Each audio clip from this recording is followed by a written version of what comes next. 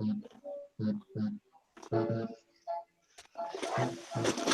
right, we're live. Some water.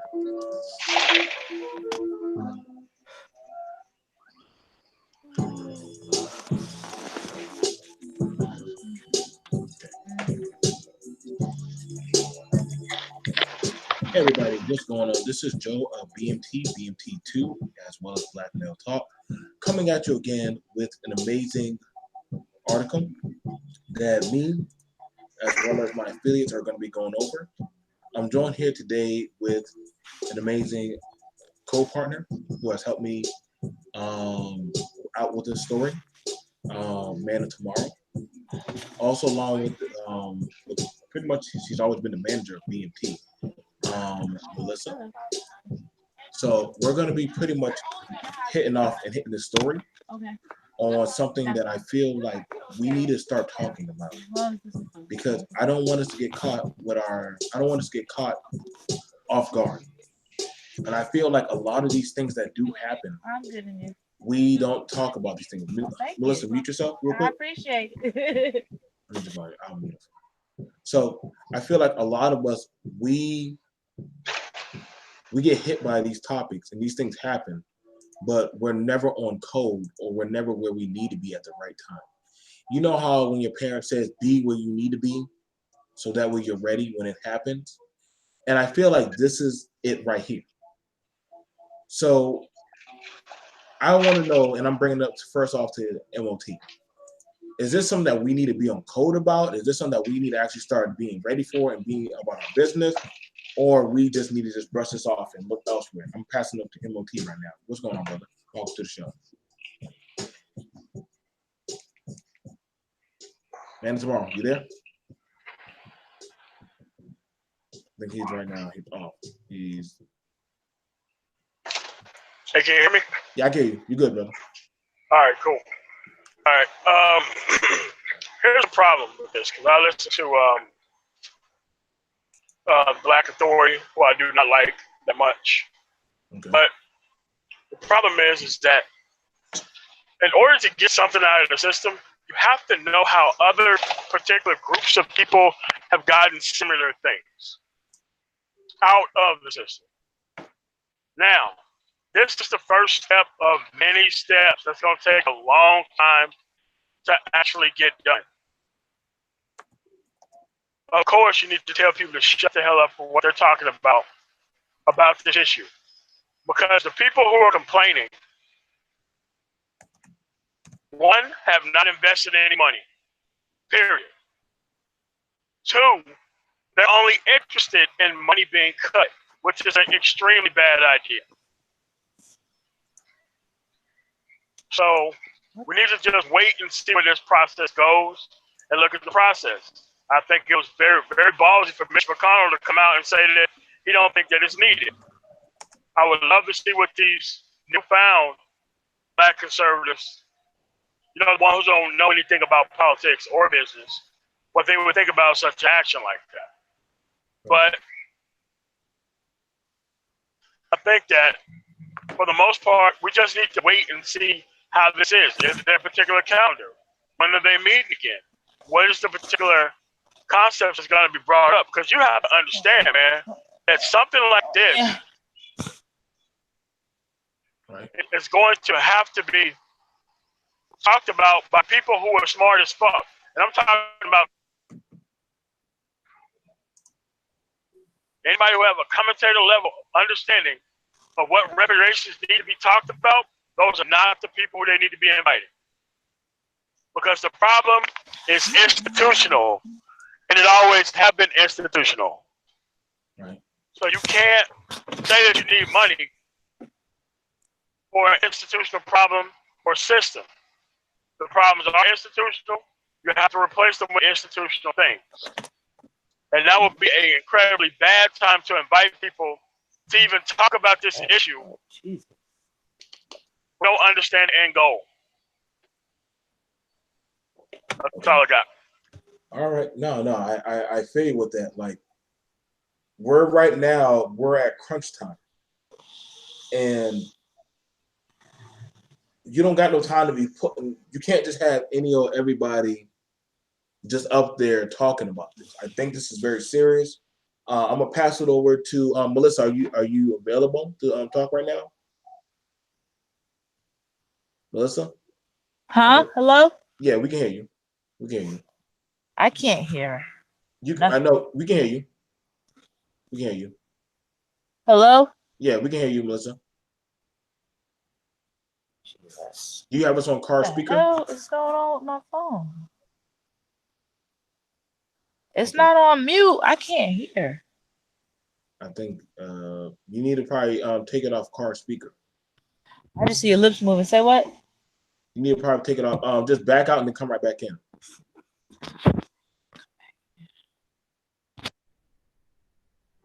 Okay.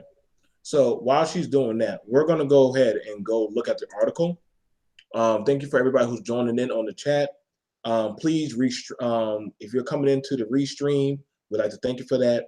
I just want to announce that BMT2, as well as Black Male Talk, and most of our media is going to start moving over to talking about the news, latest topics. We're going to be getting away from the buffoonery, man. We're going to start cleaning up house, and we're going to start going on stuff that we need to be on code about talking about. So let's go ahead and talk about this. Again, this is going to be an open panel discussion of the intellect. So we are going to be very, very selective about that. Let's go ahead and go straight to it. I believe this is something that we need to talk about, and we definitely need to be on code about. Again, this article, you can look it up in the description for BMT. Let's go ahead and pull this up. Why not now? Lawmakers debate reparations for slavery. Actor Danny Glover, right, and author Ta-Nehisi Coates left testify about reparations for the descendants of slaves during the hearing before the House of Judiciary Subcommittee on the Constitution, Civil Rights, and Civil Liberties at the Capitol in Washington Wednesday, June 19th, 2019. So just letting you know, this is today. Again, I told you, we're going to be going over the latest news and articles, and we're going to be talking about stuff that we need to be on code about.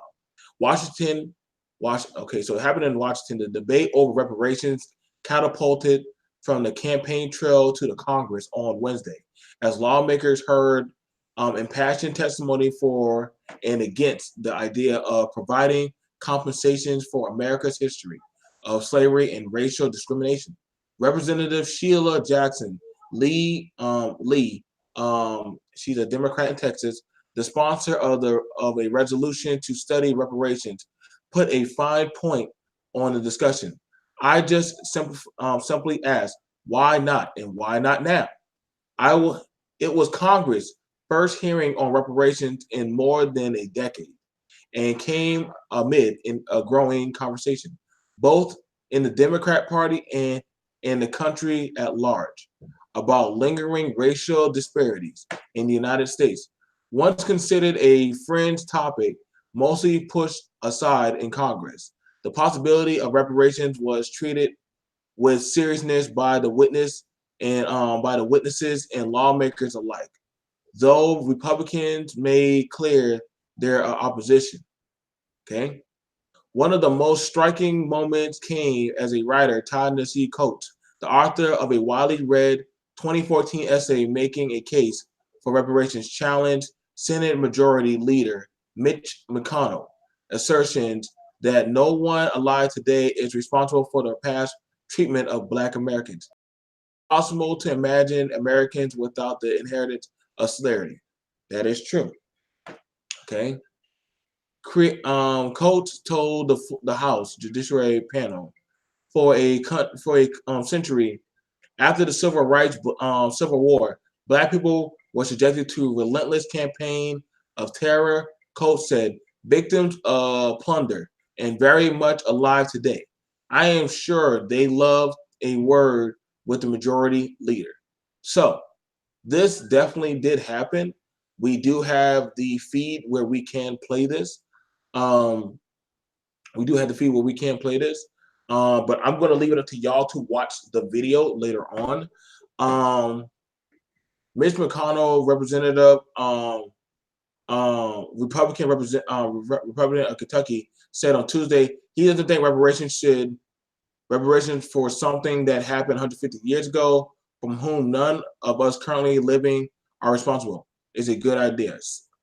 All right, so let's stop right there. Let's take it on back. MOT. Now, with all that we just read over, and let me just let it be clear, you guys already know that I am a Republican, I am a conservative, and I am for if Black people to get reparations. I'm for that. I feel like that's not far to say because we pay the Jews, and I don't think there's a Jew right now today. If we were to say let's not give Israel money, would that be unfair? Native Americans get paid. Japanese have gotten paid. So why would it be unfair for the African American, the descendants of slaves? Why would it be unfair for them to get? Why would it be unfair for them? That's all. That's one thing I agree with. I 120% agree with. I know my descendants and where I hail from. MOT knows his. I don't see why that's unfair. If everybody else can get paid, why can't I? Granted, I don't get it. I mean, we say, "Oh, Israel and God we trust." I ain't never done anything wrong to Israel. Why am I giving them tax money? MOT, I pass it over to you, man. I got to go grab the BMT phone. Go ahead, bro. Take over. Yeah, I mean, you got to understand the conversation around reparations need to be done by smart, studied people, because a lack of institutional equality is what led to most of the things that started this cyclical path that we were going down. So when people talk about they merely want to be paid for something that has happened in the past, you have to understand that you can get thousands or even millions of dollars more help with actual institutional fixes than you can a quick payout. Because changing up the criminal justice system so that way that it is an actual system where victims get actual justice would be just one of those things. Making sure that you actually get help for when you actually go to court for things that you shouldn't do is one of those things. One of those things is making sure there's no revenue basis for tickets that police write or just anything. That's one of those things. So reparation does not have to be monetary, but the overall wellness to you can be something that is worth a lot of money. What I don't like is how the conversation has been kind of taken over by people who just want monetary, cut the check type of reparations. I don't want that to happen. I think that the actual systems where we can get, the EEOC, the investigate complaints, right? The the veterans stuff that we have, maybe we need to extend that to Black people. But if you take a payout, they could just remove all those things, and then it becomes a system that we had in the first beginning. And that's the short-sightedness that people don't understand that they're actually lobbying for when they're asking for a monetary payout. I don't want a monetary payout. I want structural change. I want there to be an actual Black police force that police Black areas. And I want the government to pay for it. And, it's just that I don't want people, if people are pulled over for any reason, and if you don't have a constitutional reason to be stopping anyone, I want there to be insurance that the police have to have. So that way they can be bonded and insured.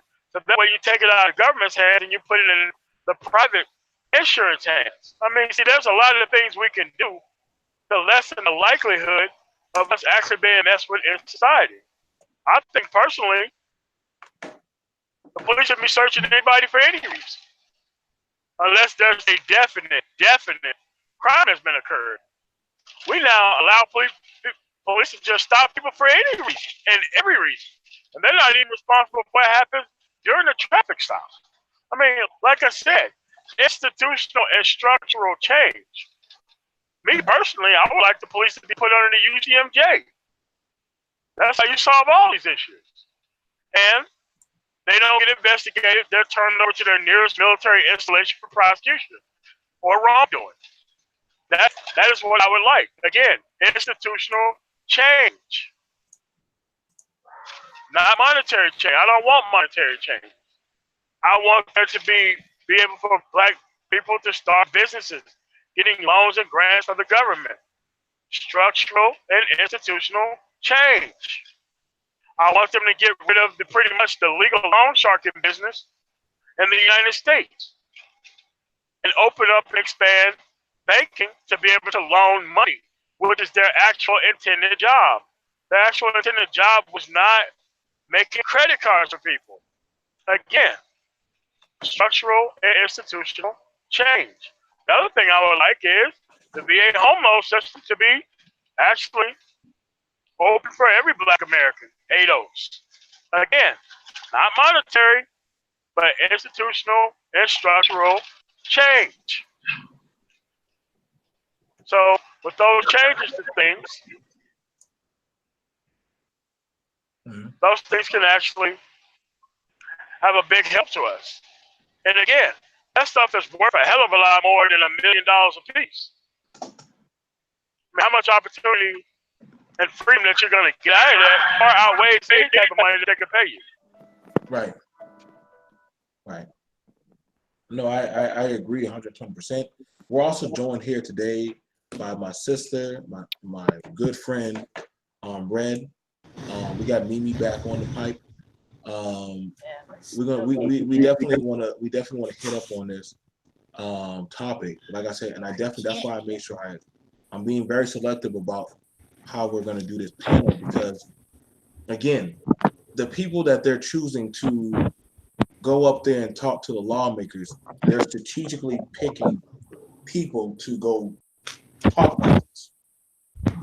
They didn't just say we're just going up to the talk. They said they have to debate why they feel what they feel, and not just what they feel, but off of information and facts ahead of us. So, Mimi, can you hear us? Mimi, can you hear us? Yeah, we're talking to me. Yeah, I can't hear nothing still. I'm sorry. I'm having some serious difficulties. Like, I really can't hear. Well, just let me know. Hang on, I'm gonna come right back to you, okay? Huh? I'm gonna come right back to you, okay? This one right here. Okay, so let me get it over to Red. You're Red, unmute yourself. Yeah, I'm here. All right, so Red, did you hear what we was talking about when we went over the article so far?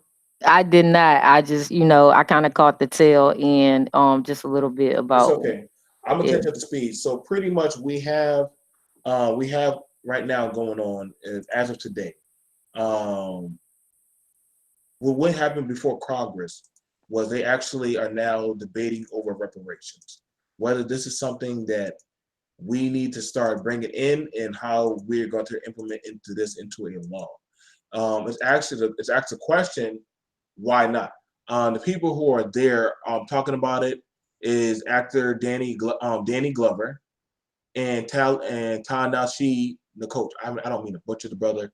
He's an author who wrote an essay about reparations and why it is something that we can have.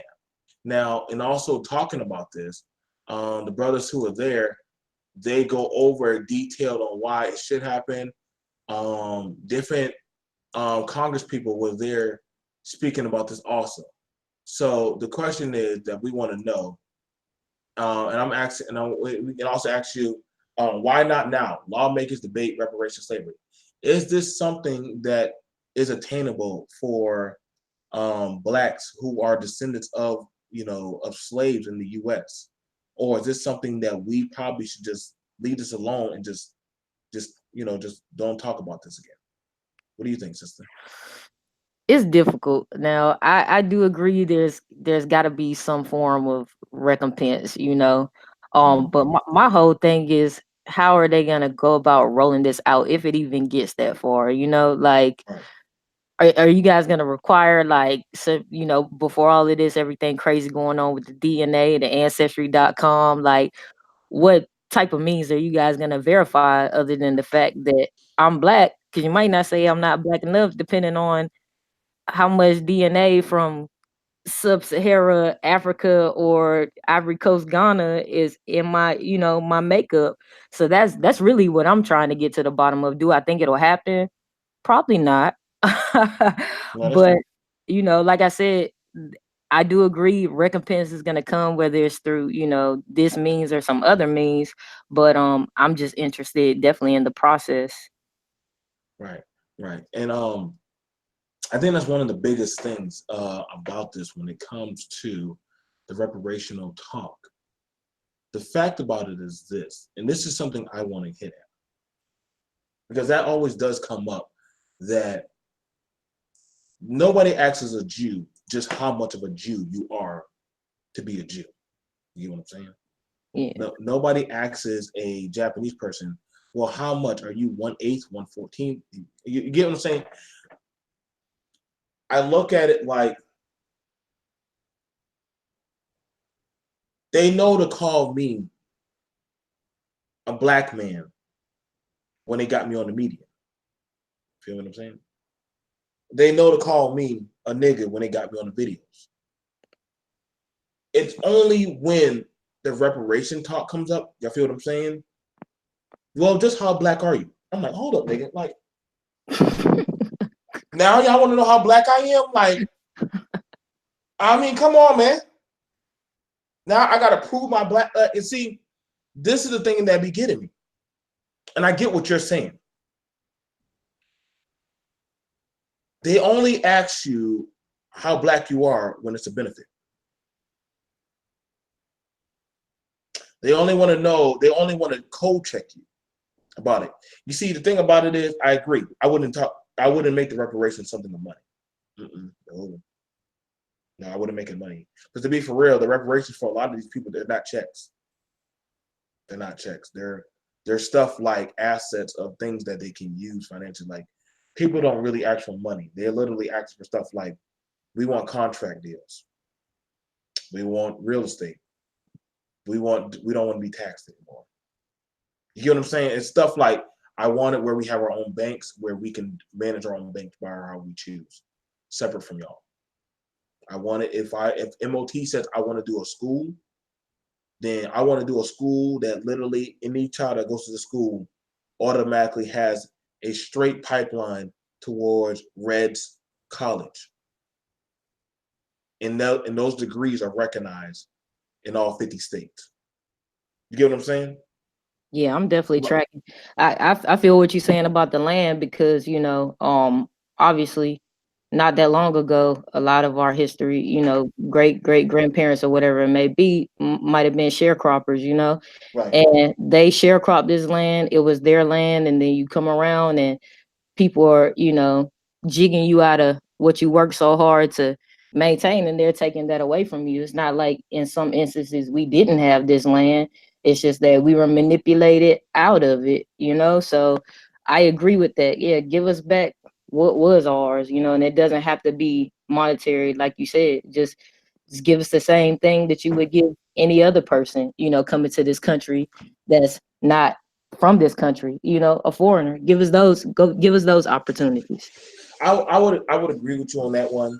And MOT, jump on in when you want to. I think one of the biggest things about it is that when it comes to it is that when black people hear money, we act the fool. We start acting up. I ain't gonna lie. Like I would honestly let these niggas know, like, you know, we're not giving y'all fucking money, because y'all will go broke in the next year or two. I'm gonna be honest. A lot of black people do not save for their doggone children.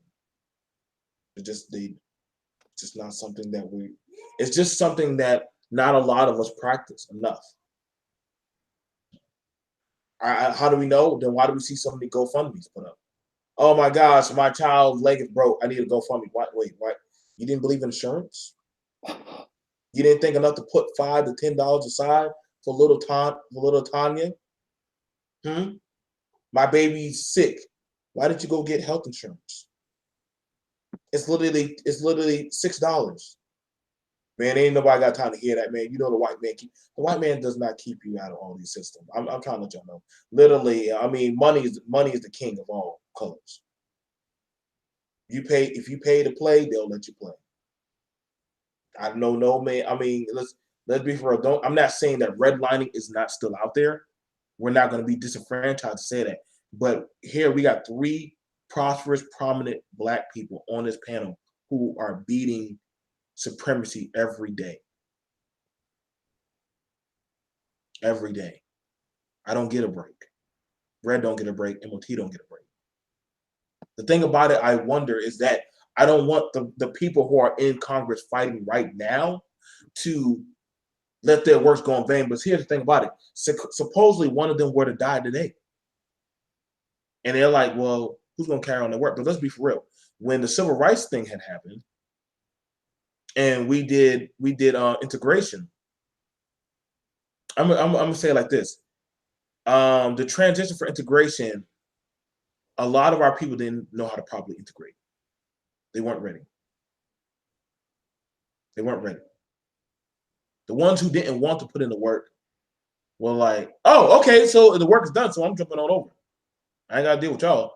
And the ones who did, they were like, listen, we're still trying to get, we don't have the proper paperwork down on what we really need yet. So let us get that together. But different things started happening.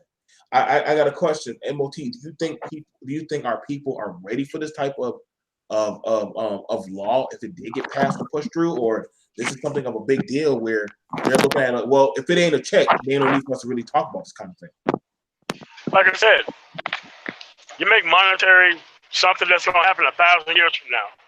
And the people who are smart enough to get the things that can actually be the most tangible, do that right now. Right. So, I mean, because a lot of stuff doesn't need to be a check. And what they don't understand is the opposition to this is actually happening. They're going to play all the dumbass people on TV talking about money from the government. And that's what's going to throw this whole thing down the damn toilet.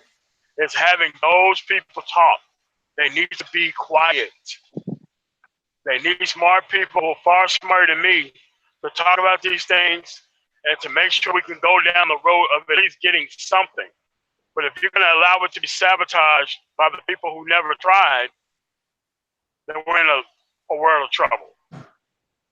I mean, like me, I don't need reparations, obviously. But there are people who are still down there who still need those opportunities because they don't have opportunities in the South. They don't. Right.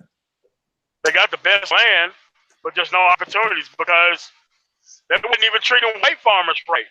They think white people's not actually farming down there because they weren't getting their farm subsidies and everything else from the government. But since they were talked into like not doing it either because they wasn't going to do the work and they couldn't hire slave labor all that much because they just hated the people just that much. So that's the thing. You know, I feel with that. Let me go back to the article so that way we can make sure everyone's caught up to speed. Everyone, thank you for joining us. This is something of a serious note talk that it was one thing when everybody was like, oh, well, we hear about reparations. But it's another thing where, see, you don't hear people talking that. See, here's the thing about it. People don't even know that this court case had already started. Isn't that interesting? They don't know. It's the biggest things like these that do happen. People didn't even know that this happened, like, just a few hours ago. Like, they just did the first hearing. So, again, one of the most striking moments was when, we're going to call him Todd Coates, the author of the widely read 2014 Making, he of the essay Making the Case for Reparations challenged Senator Majority Mitch McConnell. Okay, we already read that. Let me skip on down.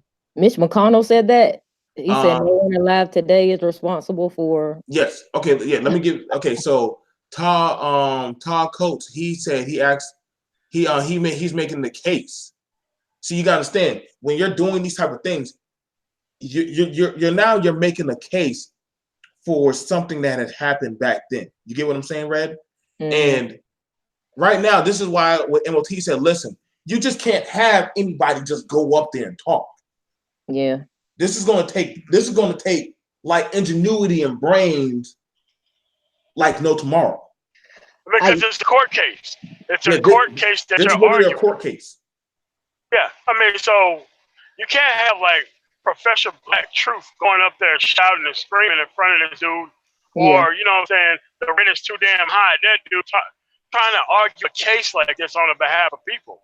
That's why you need smart, well-read, well-respected people in society to go argue these things. And the people who ain't any of that need to stay out of it. Have the conversation inside their house, not online, not in front of people.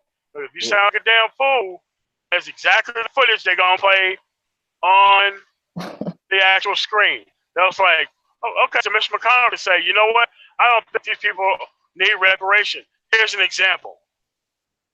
I mean, who is qualified to speak, to try a case such as this? I mean, I know we have intellects, Henry Louis Gates, and people like that really know the culture. But in terms of from a legal spectrum, like, I mean, who do we have that can plead the case on our behalf? No. Nobody like that. The average black person who they go to, who they put on TV when they talk about a crime, I don't want that person to be up there doing this. I want there to be people who have status in society, who already came up through the system, who can talk about the hardships and everything else about American society that they didn't have access to. Absolutely, positively need to have a minimum standard based on the people who should be talking about this versus the people who shouldn't. So we're talking about, I mean, not saying like these people who are speaking about it, like they've made it, they might have come from a place of poverty, they made it, and look, I made it, but I made it, out basically 1 in a million, beating the odds, versus. Yeah, it shouldn't be that high. I mean, the churn rate shouldn't be that high. So they can talk about the things that would have helped them along the way, so that way, because you have to make it a prosperity for all Americans arguments. Yeah. Not a we need to pay black people back argument. Because if you're trying to make it, we're trying to pay black people back argument, now you're no longer Americans. Now you're just black people again. Right. So what you want to do the argument, I cannot be a whole American citizen because I can't get equality everywhere. That's a better argument to make. Rather than having most hoteps go up there and do their hotep spiel in front of Congress and embarrass the whole concept of reparations. Yeah, I think it's definitely a catch-22 on both ends when you look at it in reality. Like when we think about it, it's probably fiscally impossible to pay back every single descendant of a slave. Yeah. When does it stop? I got an uncle that's got 10 kids just by himself. So you telling me a 2-year-old is gonna get reparations? So I agree with what you're saying about it has to be kind of like a restructuring thing. But when the system of equality would cover those people. Yeah, but and when money couldn't. When you talk about making something to the nature that you said about making black people more a part of society, then yeah, people are gonna raise hell against that, because in terms of an image, America is not black, it's white, point blank, period. The American dream is for the white people. Like we have our dreams, and sometimes it don't equal what the American dream is. Like sometimes we just want to be able to, these little kids playing basketball, they just want to buy their mama a house or something like that. That doesn't mean, they're taking benefit of the complete American dream. Like some of them got an education, some of them don't. Some of them get swindled out of their money. Some of them keep it and make good investments, do great things like LeBron James or something like that. But I still would say at the end of the day, unfortunately, black people are their worst enemy. And you caught me at a bad time, because I'm going to just say it. I'm sick of niggas right now. That's fair. But you see, here's the thing about it. And let me, because you brought up a good case, like you said, how do you properly vet for somebody? See, first things first, if I had to go about, this is warfare, 120%. You just can't have. See, the thing about it is, when's the last time you heard Danny Glover getting into any kind of crazy stuff? You don't. When the last time you heard this guy Tay Coates get into anything? You don't. You see, you can't just have any old black person go up there because they're going to automatically go dig up your background. You gotta understand. It's the first thing. They're gonna dig up your background. Why is this person talking? So you gotta go up there somewhat with a nice polish on you. You know, you gotta go up there with a craft. What has he been up there? What's he been up to? I come from the Mississippi Delta. I come from a poor family. I worked hard. I did acting. I scrubbed floors. I did X, Y, and Z. I worked where I got to. I took care of my community. But I would be able to do more if I had reparations and help to do it. I wouldn't. The task wouldn't be so much hard. You get what I'm saying? So when you have somebody speaking like that on, this is not for me, but this is something to benefit those after me. You see, when you're talking like that, you have a strategy and a plan on what you plan on doing. And you see, that's the big thing about it is you can't just say, who cares what we do with the money? It's our money. You can't just say that too. That's like you're going to a bank.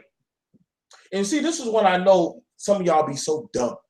This is like when you go to a bank, and I'm not sure how many of y'all actually ever been to a bank and asked for a loan. The first thing that they ask is, Red, what's the first thing they ask you when you ask for a loan? They ask you what type of loan it is.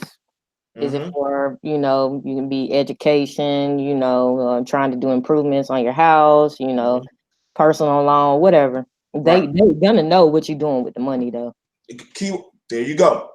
They want to know what are you going to do with that money. Yeah.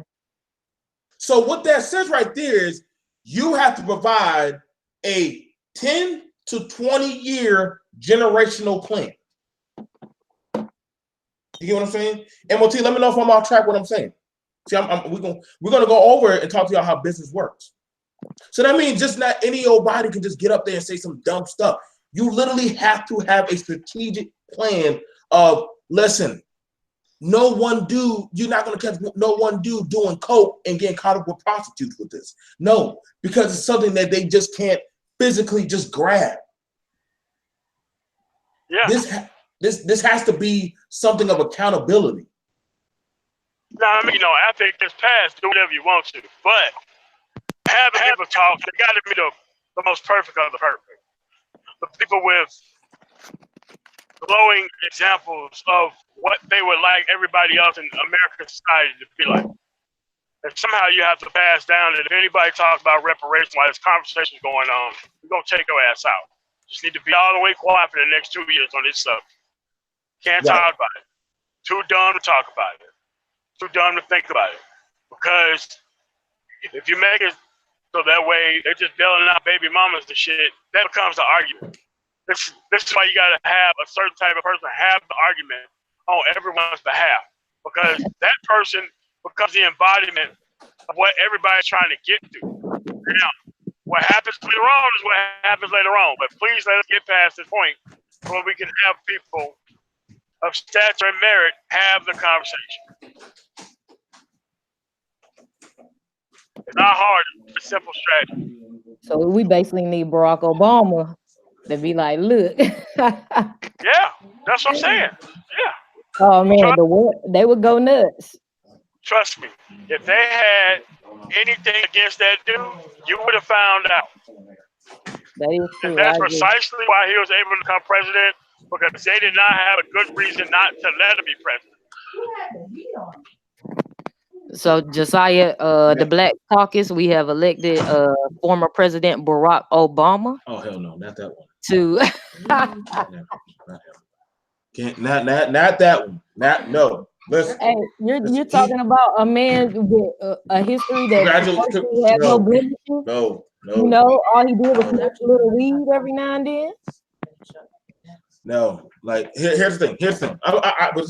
Let me tell you my Negro Avenger team. Oh my God. First of all, I want a historian. I want somebody who is literally proficient in African American studies. Literally, if you were to ask them a question about this specific area, if you were to point to a patch of land, they could say Red's grandparents, they had a well right there where they sold and they dug up well water for people. You see what I'm saying? You want somebody who know, and there are people out there. Don't fool yourself. There are people out there. I bet you if we were to go to MOT's old town, he can tell you there's somebody in this town who literally knows the history of this town. There are people who literally, they make it their business to literally learn the history of everything African American and keep that thing cataloged and documented. Like for us, I'm Geechee Gullah. We literally have certain people who keep our records of everything. So in case if you don't know, you literally can go to a certain meeting spot. They will come there and hand you a book. Here you go. This is your people. Educate yourself, Negro. And that's it. Yeah, you get me? That's what they will do. So not, I just don't think it's feasible for everyone. Now I agree. Geechee Gullah, yeah, you guys, you celebrate your heritage.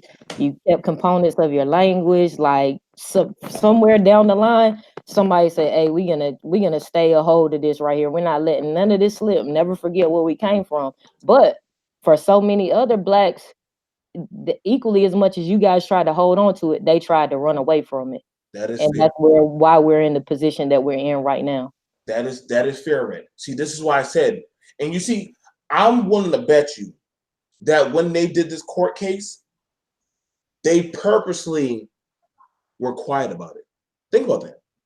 It wasn't on big news. It didn't make big news, did it? It wasn't loud. They weren't trying to put it on social media. No, nothing.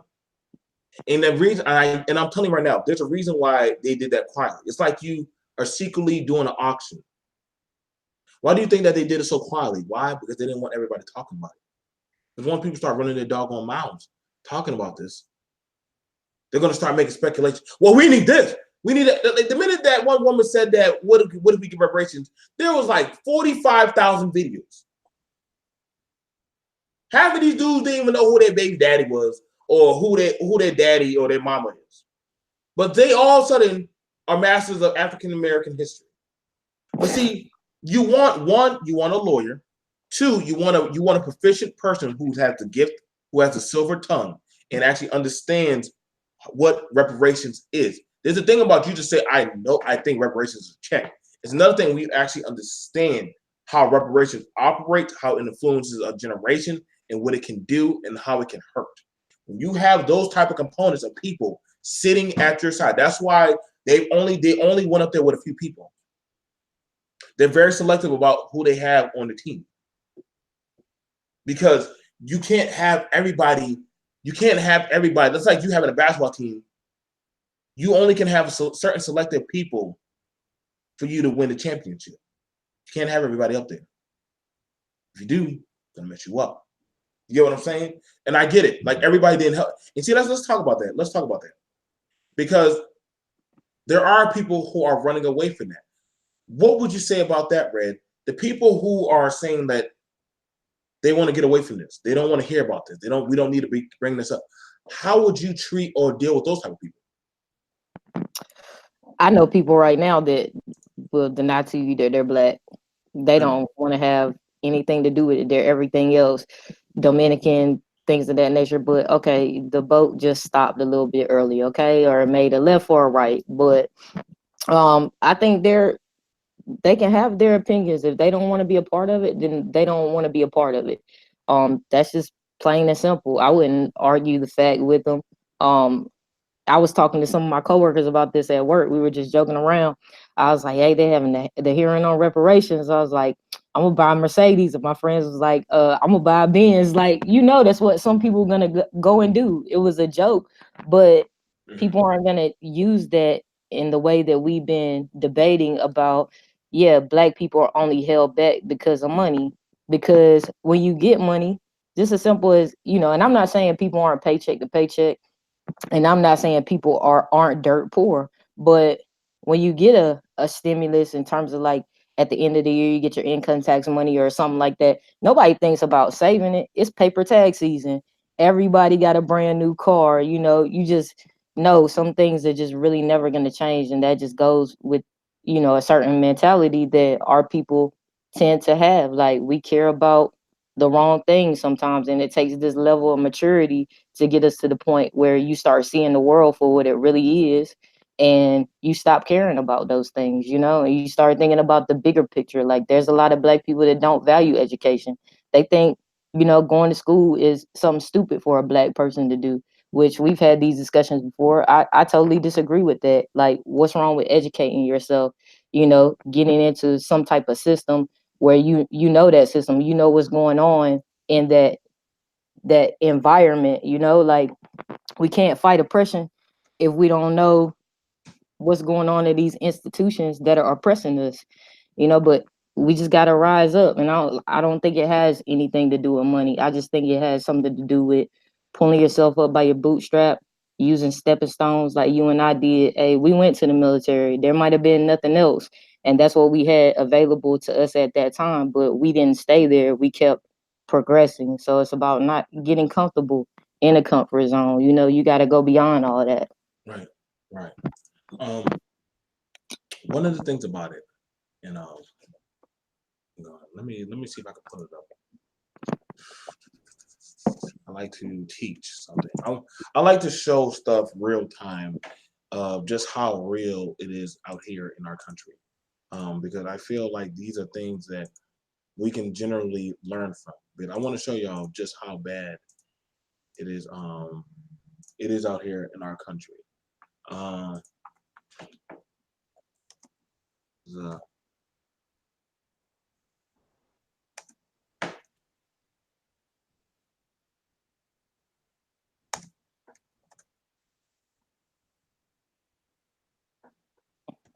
You got me over here in suspense, man. I know.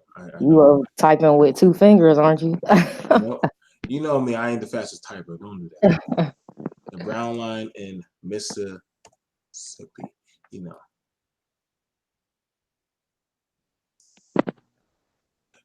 MOT, have you heard of the Brown Line in Mississippi? MOT, are you there? Hang on, I think he's not there yet. I gotta pull it up. I'm here. Have you heard of the Brown Line in Mississippi? Yeah. Could you go over that while I'm bringing it up? The Brown Line. I mean, just give the definition. My history is quite verbose on the subject, but you may want to get a truncated version. The Brown Line, literally, in Mississippi, the poverty line is dropped so drastically there, where the economy and the way of life there is so bad. Granted, this is now 2019, and they're having these issues so badly. I'm trying to find it right now. I'm trying to pull it up. I'm gonna help you. Hey, could you help me get it? Right. The thing about it is not a lot of people know about this. Not a lot of people know about that. Why is it not popping up when I put it in Google? The reason why not a lot of people know about that, but that's one of the U.S.'s bad, dirty secrets. A lot of farmers are in that area. A lot of farmers, thank you. A lot of farmers in that area, and I get why MOT doesn't want to go too much into detail about that, because a lot of people who are greatly impacted by that, they literally tell you some of the only ways out of it is through the military. You have to do something or join up with something to get out of there. Poverty. Go ahead. Line in. Look at that. There we go. Oh man, I'm seeing pictures. Yeah. You pulled it up? Yeah. Look up Mississippi Brown Line poverty. Okay. All right. Let me go ahead and grab it. So you see what I'm saying, right? The highest cost of being poor in Mississippi. Coalition on Human Needs. Yeah. You said Mississippi Brown Line Poverty? Yeah, Mississippi Brown Line Poverty. That's what I searched. Like Brown line and then poverty. It's very real. They don't use it. Oh, I spelled Mississippi wrong. That's fine. Yeah, it's got the squiggly line underneath it. Yeah, you know. Now, these areas are actually worse than the Mississippi Delta. Lord, I'm gonna kill this thing. The Yeah. poverty line. Yeah. I keep on pulling up Google, but I keep on getting this. Man, you got a secret search engine over there? Yeah, you got to for so many people. Okay, so let's go right back here. Poverty line, Mississippi. How many I think I got? Oh yeah, you gotta get up out of that. I gotta get up out of that. All right, I'm gonna go right back to. I'll come back to y'all while I fix that. Go ahead. Go ahead, MOT. Explain that while I'm pulling it up. Yeah, I mean, like, most of this stuff is worse than the Mississippi Delta, which is supposed to be the poorest area of the United States. The reason why they kind of call it that is because this area kind of covers white farmers, but they call it the brown line for some reason, even though not that many black people even live in the brown line. So.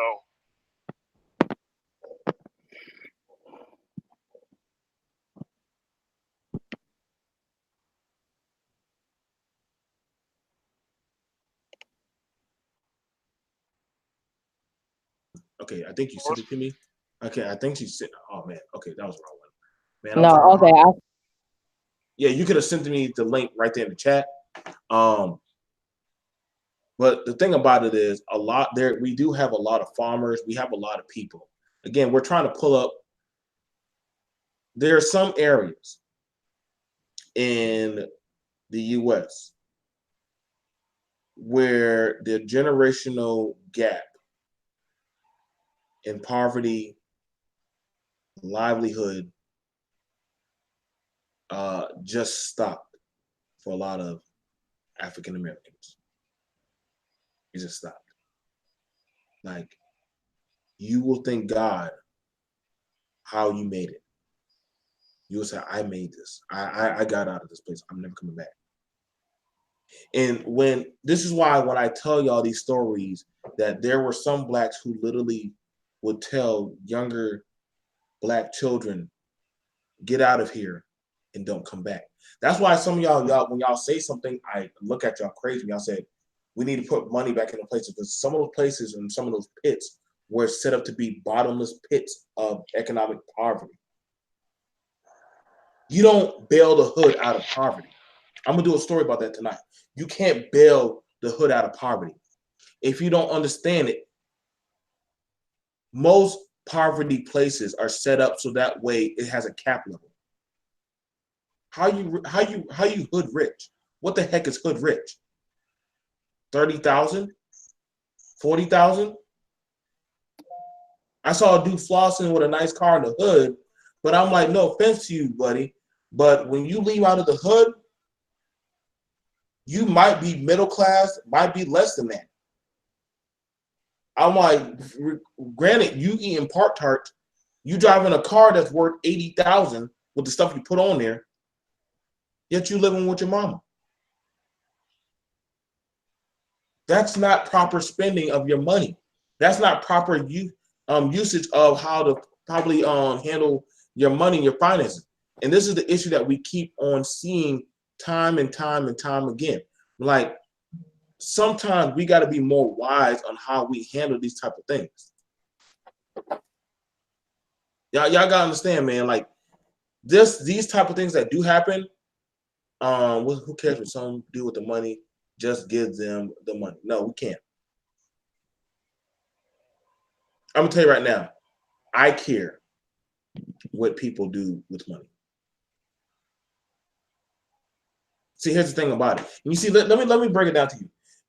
Y'all don't understand that the Native Americans have a council. You think they just get everybody money? Red, MOT, do they know that the Native Americans have a council, right? They do know that, right? Oh, Native Americans got their own laws and everything. You ain't about to come on they and tell them what to do.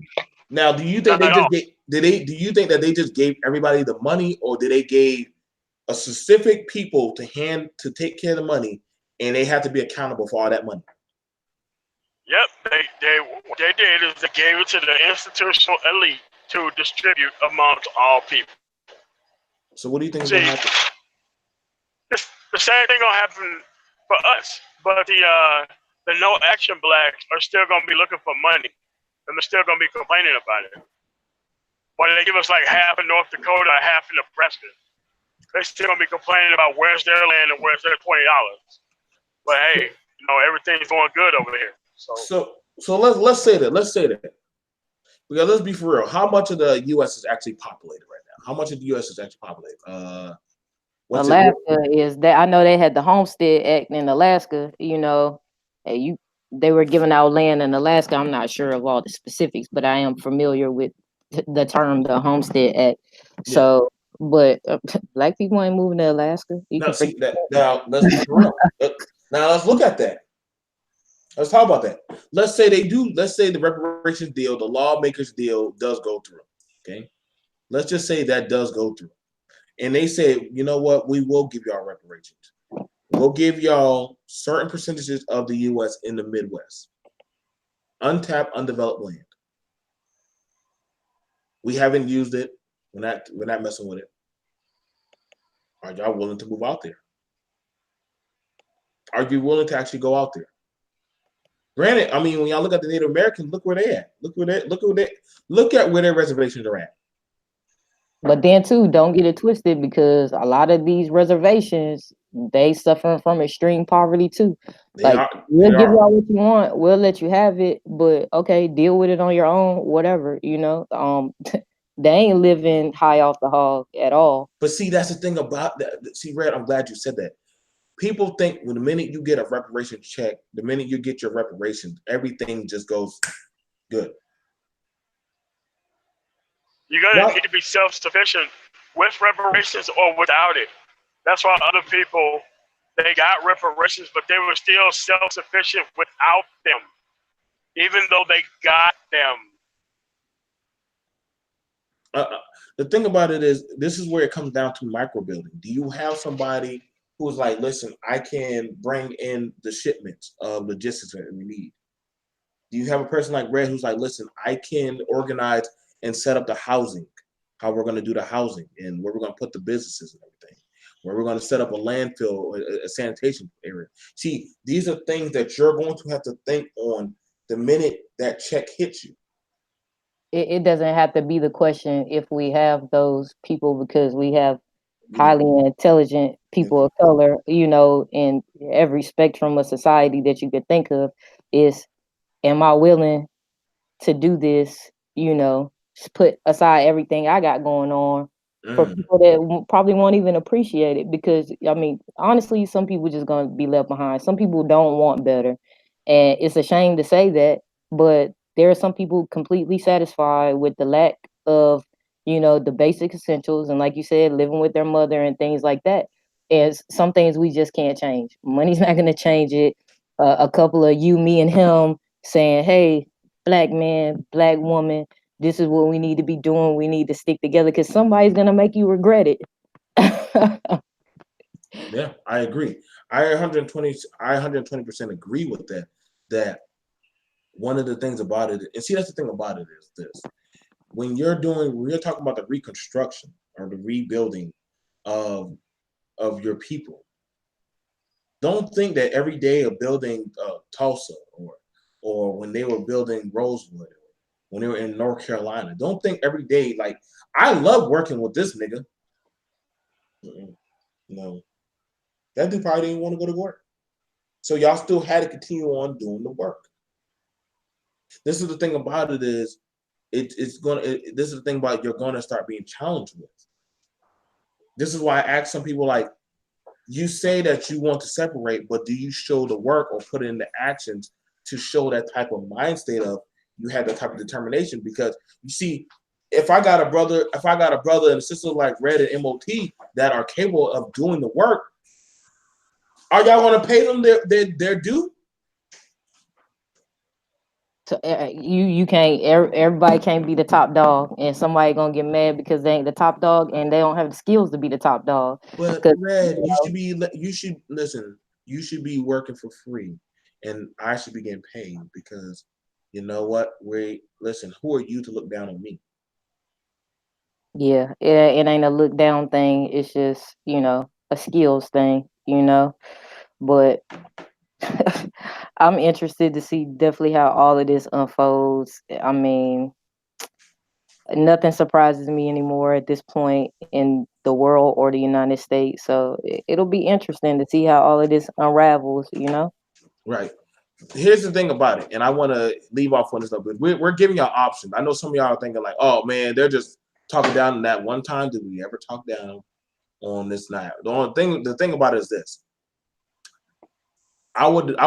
This is my idea. If they did give you reparation, I would make a criteria to it. You got to go to school, or you got to learn a trade. That is the only way the reparations work. You get to go to school for free up to 4 years, or you can go pick up a trade and have a guaranteed job waiting for you. I think that's something amazing. Can y'all say that's bad? Free schooling? I get it. Put that check on top of a check. Yep. You keep a job. You can't go wrong with that. That is, I get it. Hey. That's why I said having a check is stupid. Having free education from a free school where you can go all the way to a doctorate level that's already accredited across the United States. Come on, man. That's way better than a check. Way better.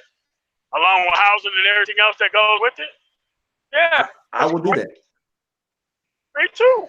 I would honestly do that where I'm like, listen, y'all can get but you just can't wait on the dumb nigga spirit to goddamn mess up for everybody.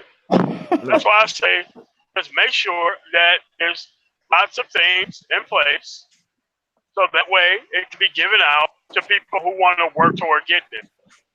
So that way you can show that to other people and be like, look, they ain't just giving out money to people. There's a lot of checkpoints you got to pass before you even qualify for those reparations. Boom. So that way, damn near nobody would get the shit still, and everything will be all right. Because guess what? Right now, probably gonna be going through upstate New York again, and from like Cleveland, once you get into Pennsylvania, all the way to Buffalo and through to Albany, there ain't shit on I-90. Both sides of the highway. There's a ton of goddamn land across the whole half of the top portion of the state. Nobody wants to live up there in that cold bullshit. So when you can have land and you're off to yourself where nobody sees you, and you get to have all this great stuff, you win. Like, I don't get what's so wrong with people who don't understand that isolationists win, especially in a place that's big as America. And having a check is going to mess up stuff for you. It is. You're going to be inspected, and then boom, they're going to have grounds to take away affirmative action and 11A and minority certifications and all this other stuff that's worth a hell of a lot more than $20,000. Even if you were to give $2 trillion to everybody, you'd only get $20,000 per every black person. Do you think $20,000 would solve every problem versus having all these institutional things that's worth a hell of a lot more than $200,000? Of course you would. I agree. That's why you have to have it done by extremely smart people. Yeah, because once you quantify it, you can't say all of that suffering and blood and loss of life and sacrifice and things like that is worth just $200,000 measly dollars, or $20,000. Or I think we really can't put a price on it. If no, we really you can't. wanna... No, you change the course of history with that. Like, it's almost like saying, what would have happened if they would have counted the votes in Florida, Gore would have been president? You can't quantify what type of stuff we lost during the housing crisis by that. You're never going to be able to quantify it. So you might as well have institutions and systems in place that are not monetary based, they're merit based, so that way you can be able to get the things that you need if you want to work toward them. Right. like I said, hang on, I got it now. Yeah, that's right. BMT is on the case. All right, so let me just show y'all. And I try to tell y'all, like, sometimes the poverty, it really does just stop. It in some areas, there we go. I like I said, I want to show y'all where some places where the segregation and the racism that is so bad, it never stopped. Like it. There we go. Okay. Now, population below poverty level by the U.S. state. Now, again, there's a reason why they call this the brown line, because poverty dropped so low in these areas at a high tension where land was easily being seized, easily being grabbed up, where jobs were being, you know what I'm saying? When y'all like bringing up the boycotts and everything and all the stuff, there's a reason why Martin strategically chose income. He didn't go after violence. He chose income. Like if you're going to wage war, it has to be you. And y'all said, well, we want money. No, Martin wanted jobs. Yeah, because economic power trumps everything else, and I mean because we were still here, even though we were locked out of the majority of the jobs, even with affirmative action that happened later on. So, yeah, it's just that people don't understand when you can economically compete, how easier things become for you. How much more of the American experience is there for you when you can economically can't compete. So, granted, like I said, I was in the military here, lived here, I've lived down here. So I've seen the poverty down here in the Bible states. Granted, they call them the Bible states. Now, they're pretty straightforward. Now, a lot of untapped land in the U.S., right here, not in Texas, but I'm saying around this area right here, these are untapped land. A lot of this is untapped land. That's why you don't hear about too much stuff going on in this circular area right here. Now, the question is, if they said, guess what, we'll give you reparations, but how many of y'all are willing to move out there? Man, you can't just put a crap load of black people in one concentrated. Something's bound to go wrong. What are them niggas doing out there today? They got too quiet out there. You know, like, you know they got to send the feds out there to find out what's going on. That is exactly what, you know, and I ain't, you know, I ain't trying to do no black-white thing, but that's exactly what white people will want. Like, they ain't about to be no black people in no concentrated area like that. Because sometimes, admit it, you get tired of being around them. Sometimes you're damn self. So you ain't gonna want to live around them, even if you got 20 acres of land. You ain't gonna want to. Stop it, Red. Tell me I'm lying, Joe. I'll take my chances with the wolves and the bears. Thank you very much. Y'all can't say I'm lying. We know. I'm not mad at you for saying that. We know our. But people. I mean, we need to stop sometime. We be saying that. Listen, we need to stop saying that. Y'all can try to make it seem like, man, I can't wait to get. Listen, bro, y'all gonna be like, I'm tired of these niggas after year two. Look. Year two. Listen, man, I love my privacy, bro. Like, I'll be looking at some of y'all like, how do we get this dude off the plantation? Like, I love people, but man, I can't. You know, you can't even be around your family 24/7, man. You know, that's just.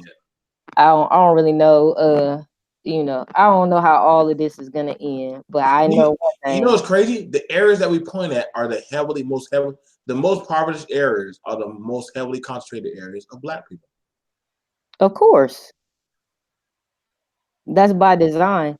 If you want to give me some reparations, say I don't have a mortgage on my house right now where I'm at in DC. That's just, you know, this is where I'm at. This is where I'm working. I shouldn't have to move to bumblefuck wherever because this is my reparations. This is where I'm at. This is where my life is set up, and I can help the Black people around me that want help. You know. Point blank. Period. I'm just saying, man. Like I said, MOT has driven through those states that I was circling around. There ain't nothing out there. There ain't nothing out there. Trust me. You ain't gonna see nothing but road on road on road. I mean, granted, I mean, if you want to go be a farmer out there, I mean, shit. By all means. By all means, listen. If you can, it can be done because I mean, the Mormons did it. But you want to need Joe. What's up, brother? Joe. The Amish have always done it. Yeah, they have. The Amish are balling everywhere.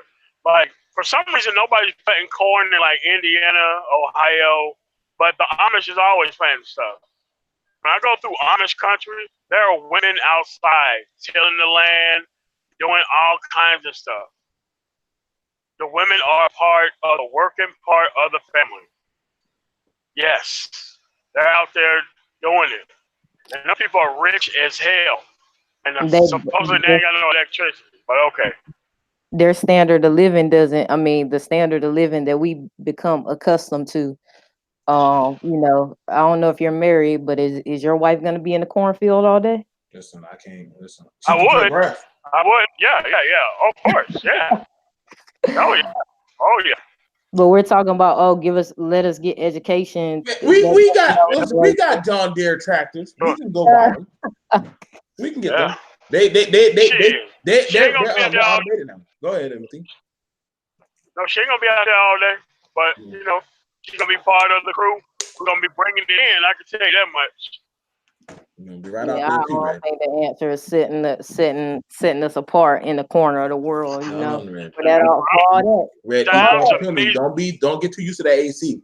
Come on back out here in the field. Our money and send us back to Africa. Come on back out here. See, you know. Let me tell y'all something before we get out. Let me tell y'all something. Honestly, if they were to offer y'all reparations and say, but you gotta go back to Africa, y'all niggas wouldn't take that deal. Y'all wouldn't take that deal. I'm trying. I've seen Africa. Y'all don't go. See, I watch some of y'all videos when y'all be showing Africa. See, y'all don't be going to the real Africa. Y'all go to the borders right now. Yeah, y'all go to the tamed areas of Africa. Y'all don't trust me. I be peeping y'all. I'm in Africa. No, nigga. Go to Africa, where they actually go to the Congo. There's a reason why you notice when they put up gates, they be having broken glass on top of the gates, and you got armored guys with AKs where that have to watch your house. Yeah, go to those areas. Your bathroom is not in your house; it's outside. No, we can't take no reparations over there. It'll be the end. Right. Nigga, somebody be robbing you every damn night, man. It's funny, man, because I was reading an article the other day about all the Africans. They've been like flying over to Brazil and invading the borders and Mexico. I say invading, but obviously that's a strong word. But one of the comments was from a person from Africa, and they were basically just like, it seems that Africans can't govern themselves no matter where they are, and that was something that really just like struck me as an African. African saying Africans can't govern themselves no matter where they are. Not saying that's the case all the way around, but it's like we still have that thing too. Like black people can't govern themselves no matter where they at either. No, it's like niggas can't govern themselves. I ain't want to say that I breached my nigga quota for today. So yeah. I already got you covered. So don't worry about it. I appreciate it. Man, so we're pretty much done with that, with this segment for today. I'm probably going to get back on later on today. I have one more topic I have to talk about. We're going to be talking about the black couple and the Phoenix police and how $1 baby doll got them almost killed. Join us later on BMT Unfiltered as we go over that. We'd like to thank everybody who has joined us today. Please like the video, share it in the restream. If there's anything y'all like to talk about, like I said, I'm held accountable for what was said on today's thing.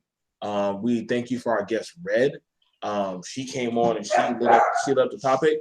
Briley, if you don't shut up, I'm gonna take this water bottle and I promise you I'm gonna strike you like Thor hit Thanos. Don't try me, nigga. And you gonna go to jail. It's okay. Listen, I'm out here in the country. They ain't gonna get me. So, like I said, I'm striking the dog though. So man, you can't be hitting dogs. You know, you get a more trouble for striking a goddamn dog than No, Red don't. I wish Red had a channel. But Red won't make no damn channel. But she's always walking to jump on my channel. Like I said, to further it, BMT, most of our media is going to be going over talking about the latest topics and news. We're going to be getting a little bit more away from the buffoonery. If anybody going to be talking about that, that'll probably be me. But for the most part, we're going to be starting to separate ourselves from a lot of the content other people are doing. Because I feel like I'm just at that point in my life where I'd rather just talk about the news. I'd rather just show y'all stuff and give y'all the most accurate feeds where y'all can look at it, decipher it for yourself. You can go literally look in the description and actually take part in it. I travel to Ghana every year, cut the check. I have land in Ghana now. Ghana Warrior, if you go over there, man, take some pictures, man. Ghana, let me get Yeah, I fuck with Ghana now. I work with a bunch of Ghanaians and they be going back for I'm not gonna lie, the Ghanaian people they work, I ain't gonna sweat them. And they caked up too, man. They be taking them, they be like, man, I'm getting my money, fuck America, going back to my country. So Ghana, how you gonna get the check? The check ain't for you. You from Africa. Oh yeah, Ghana can't. You can't even get the check. What are you talking about? Go ahead, put a stamp on that. Yeah, you already. I'm sorry, got banks over there, man. Yeah, they got Barclays over there. But they can't. They didn't go through the door of no return. We went through it and we didn't return. Ghana, you already out the race, bro. Oh, Ghana, you ate off too? Damn, we gonna have to talk to you about this. We're gonna talk to you about this. But I believe you, bro. Also, we like to give a shout out to my brother, Man of Tomorrow, who came over here. Like I said, we definitely want to talk about this topic. You guys, please don't be running crazy when y'all finding out about this thing going to Congress. Some of y'all be getting crazy and start talking about paychecks like all of a sudden like you in the courtroom too. Like that's not. Listen, anytime anybody ever been in a court lawsuit or anything, nobody's just talking about money inside the courthouse. Literally, the only thing they're doing is trying to plead their case. Hopefully, it works out. But here's the thing about it: you can't even talk about how much your lawyer's getting paid in a courthouse. No, you can't. You can't. Like, here's the funny thing about it. I'm gonna tell you this right now. Honestly, I want it to be a put up or shut up type of thing. Because honestly, if they would have given it to y'all, y'all got no excuse of why you're failing after that. Think about it. If they literally give y'all the check. What y'all niggas complaining about now? You see what I'm saying? Like, just think about that. Like, and I know MOT and Red are gonna be like, yeah, y'all got no excuse now, man. Y'all got no excuse now why y'all failing. Like, literally, schools for free, man. Trade school for free.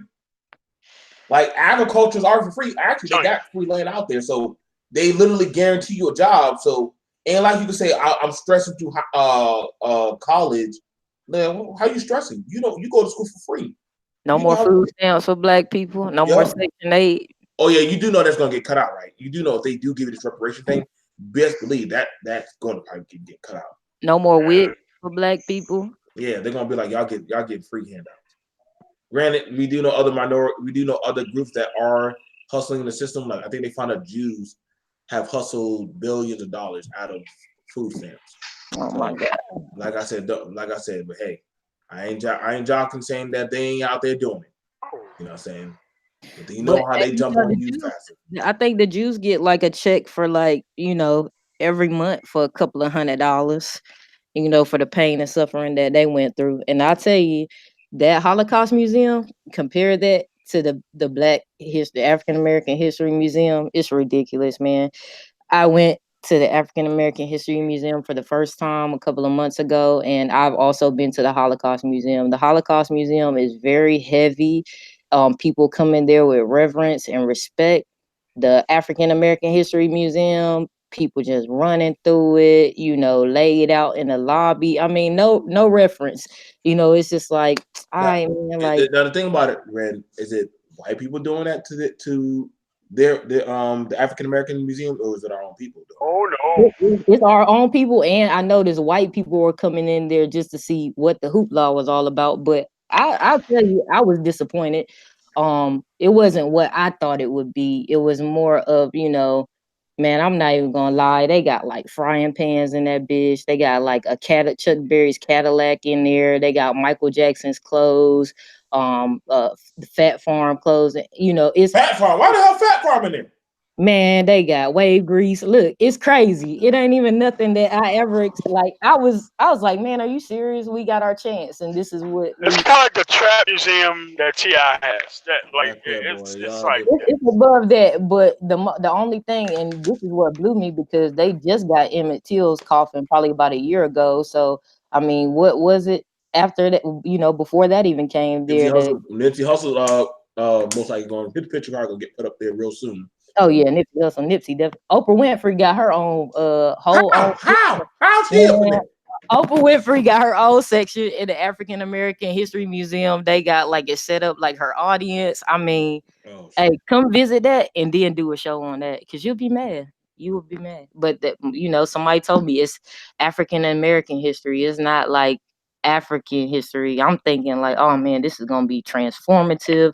Like, I know they did this right. They probably Henry Louis Gates probably like, yeah, I seen better shit on PBS. And I'm not trying to talk down on the African American History Museum. It just was not my cup of tea. Now, okay, so one of our mods said at panel, instead of free higher education, how about free access to K through 12 private school for Black Americans? That's what I'm saying. That would be good. I'm for that. I'm for that. Still school. Like I like me and MOT just talked about. We would prefer if they had to go. If like kids went to school, I would rather them wear uniforms. It would very much trim down on the bullying. It would trim down on the peer pressure and discouragement that you are less than. I mean, bullying is simple. Just take them little monsters to jail and charge their asses with assault. Ain't nobody about to be getting beat up around this camp. No. Or just bring back ass whoopings in the office. Well, I got they had a paddle for me, man. That paddle that had the holes whittled in there and stuff. That thing was nice and oiled up. I think he polished that thing every time. Hey, did you learn respect? That way. And you know when people were oppressed as hell up in their crib, and you gonna take your dumb ass to school and start acting a fool? Come on, man. What you signing yourself up for, boy? I'll be a principal just to beat their ass.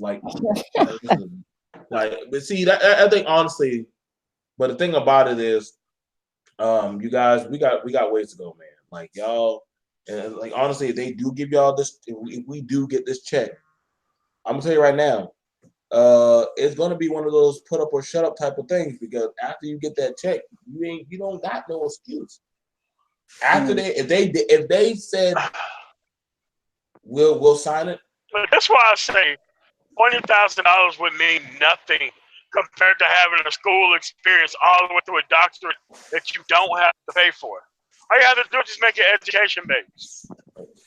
You know the Go ahead.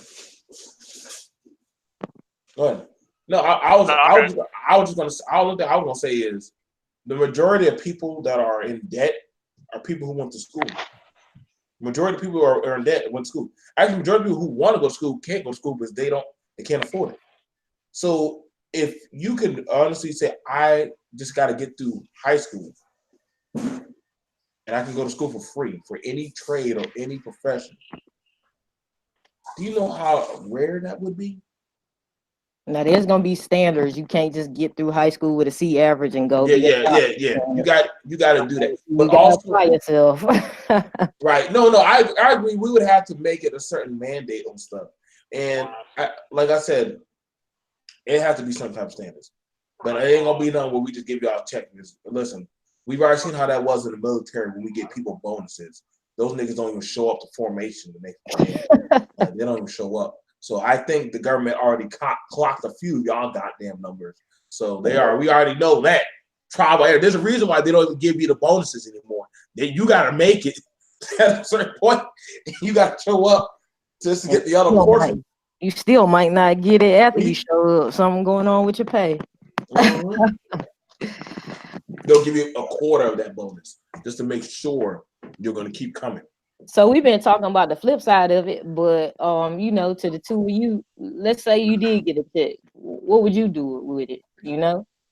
Yeah, easy. I'm gonna the way how I can make it work. I'm gonna open up a trade school. I'm gonna open up a trade school for men, and also I'll have a separate.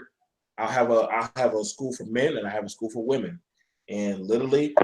What I'm going to do is I'm going to build a micro community where the men and women are going to have professional trades in which we contract to businesses, companies, anywhere. Anywhere we contract. It would be by us, and I would honestly tell. And you know what I also would do? I would honestly set up with the government. If you have any black children that are in foster care, just send them to us. We'll take them. We'll take them. They're gonna set up. They're gonna contract with us for us to do that, and literally they'll get food, they'll get clothing, they will be taken care of. They will go on trips. They'll go to African studies. We'll have our own agricultural area where we do our own gardening, where we sell the food to the farmers market and all that. Yeah. So in other words, we're not just getting the check, but we're also employing our people to, hey, Red, you're going to take these groups to go work on IT work in Georgia. So y'all going to probably be gone for a month. Guess what? The country will literally say, you know what? We like giving these two brothers those checks. Why? Because it's literally we're seeing the fruits of their labor. In other words, they're not. All you have to do is get the program out the ground. So what about you, MOT? What you gonna do? How much are we talking here? Hey, you know, we don't know. We already said it can't be quantified. But I know like they I ain't said, have to give a bunch of black people $2 million. I would open a school for a truck driver school, and I would be funded by the county, and I would contract with them, and I would have guaranteed places for these people to go to work. Not hard. And they would have a place to stay in my community as long as they work. When they come back for home time, they bring their ass back home. They'll be out for 3 weeks, off 1 week. Their family gets to stay in our house. No men allowed in there. Any of that shit, get caught cheating, you get kicked the fuck out. Have a kid outside of your marriage or a relationship, get kicked the fuck out. Period. So, yeah. Not hard. Drug test. Make sure you add on the drug test. Oh, yeah. Always definitely. But they got their money too, so you can't be. I mean, how y'all gonna get people to buy into this when they got their own money too? Oh yeah, they got their money. They got their money. But listen, like if you, here's the thing about it is, if you build it and you make staple rules to, it's like the homeowners association, right? Now you pay to be there, right? You pay to be in that community, right? Yeah. But however, they got certain rules, like you gotta have your grass cut, no doing your car, no changing the oil in your car in the garage, in front of your garage and stuff. Like they have certain rules in the community. If you break those rules, they literally get you out of there. Yeah, they get you out of there. Now, if they could do that, mind you, you are paying to be there. However, that does not mean that there are not rules for you to be there. You go after a while, you go a while with you not keeping your house up, they can have you removed from there.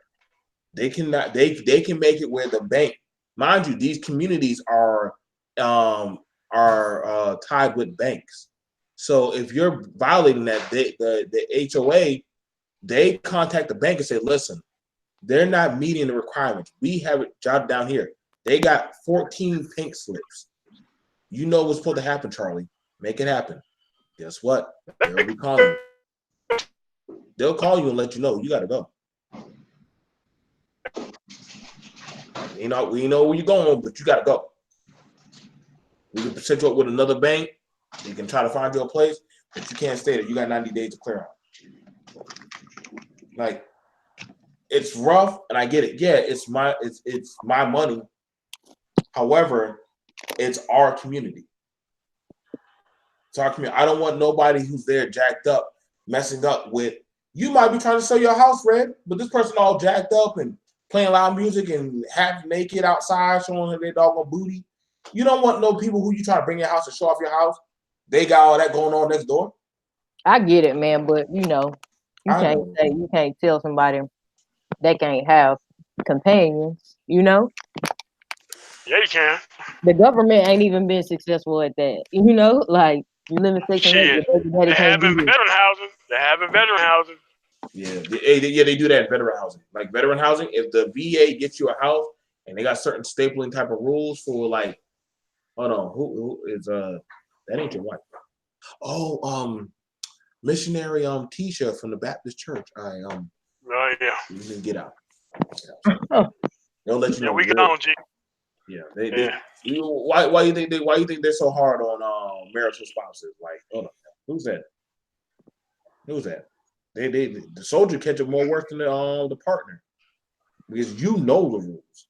So if you get caught bringing somebody around and they catch you, you know you get in that Article 15. Bro, I get it, but they putting your ass right back in the barracks. Oh my God, it's the barracks. You got a whole house, but then you the barracks. Shoot, that's terrible. Been there, done that. Been there, done that. Listen, and that mind you, that's the military. So the military does that. Where if you're not on code, they take you out of the home and put you right back in the barracks. You can be like, well, I'll take it out. You ain't going nowhere. You stay your ass right in that barracks. You go to work, you come right back, and you sit your behind in that barracks. You can't go to the chow hall. Nope. They got to bring you your food and all that stuff. Yeah. Oh, believe me, I've been on. I ain't had it that bad. I've been on that detail where I had to bring my battle buddy. He got caught 2 times bringing girls into the bed. Having paper chow hall food, nothing worse on the planet. Chow hall food. Well, I ain't coming to what y'all got going on, because y'all stuff sound like some coats. Listen, you gonna come. She'll come. Man, when she see that check hit her bank, she'll be like, some girl gonna be like, Red, I got caught doing it. Well, you should have been following the rules. So now so it was too easy. See, that's the thing about it. People always say that, but then here's the thing about it, Red. It's like, let's look at the people. Let's look at the Amish and look how much money the Amish make. Look at the Mormons. Look how much money the Mormons make. Let's look at all these groups like Derek Mormon. Every group that literally they always have rules. And if you step out those rules, they say you gotta just go. Man, I don't want to be Amish, nor do I want to be Mormon. Amish people that don't want to be Amish. They got a whole show called Escaping Amish. Yeah, they want to show the people out. Don't believe them. That's the lies. But they be like right back to they're in Rhyme Fest. But see, you're gonna always have. Listen, the thing about it is free of choice. It's free of choice. But here's the thing here's the irony of it. It's whenever somebody builds these things, I always find it interesting, because you got people who don't want to be on the Indian reservation, but they're like, okay, but guess what? Your ass be coming back to claim the benefits. Like, I'm not like I said, like nobody will force anybody on it, but y'all be mindful that things got to come with rules. There's a reason why you barely see the Jews dead outside of their race, especially no black person. It's very rare that you see them dead outside, or certain stuff that they allow to go on in the synagogue. Why? Because they understand that there's rules, and if you don't have no rules, you have no order. If you don't got no order, you don't got no discipline. Black community. Like I said, we got to just be like that. So we'll see you guys later. Please take the story. Talk about it with your friends. See how y'all want to do about it, and ask yourself, well, what kind of community would you build, and how would you do it? You know what I'm saying? Red's the kind of community you can do whatever you want in her community. But I can I'm promise gonna drive Ben's truck. I can promise you, like Red just told you, she get tired of you niggas. So believe me, she will send somebody like me to most likely take your stuff while you're at work. And if you're not going to work, she's still gonna have y'all moved out. So, Hey, if anybody piss me off, I'm calling my brother Joe. So exactly. So with exactly. the MOT ain't gonna have no heartbeat calling me. So I already understand it. He's just like, yo, get him out of here. Get the sheriff, you know. Like I could probably tell you, MOT most likely gonna hire me to be part of that police task force that he got. Get him out. Get him out. Hey, what's going on? Huh? We just call that the Negro League of removal. Yep. I'm just come across with that billy stick and just right upside your head and put you in the car and come pick your kid up from school and put them in the car and drive you right outside the gated community and just set y'all outside and then y'all got some stuff going on in that community. I didn't know. Look, ain't nobody hurt them. All we did was just pick them up and put them outside. You pick the kid up after you put them in the trunk. I've done it before. Hey man, y'all going to jail. First of all, the FBI probably listening to all of this. Hey, they're like, hell, we probably need to. They probably like we might need to put that in our tax. Listen. Y'all ever seen when the police come pick up a family or they come get you? They don't knock you out. Well, if you want to put up a fight with them, they'll rough you up. But they'll come get everybody, put y'all in the van, and take y'all to y'all destination, and y'all gone. Merry Christmas. We'll see y'all if we ever see y'all. Get hugs up and everything. Like I said, it happens all the time, man. This thing's gonna happen. Now this ain't Wakanda, so you know you're gonna get Killmonger off. So we'll see you guys later. Peace, guys.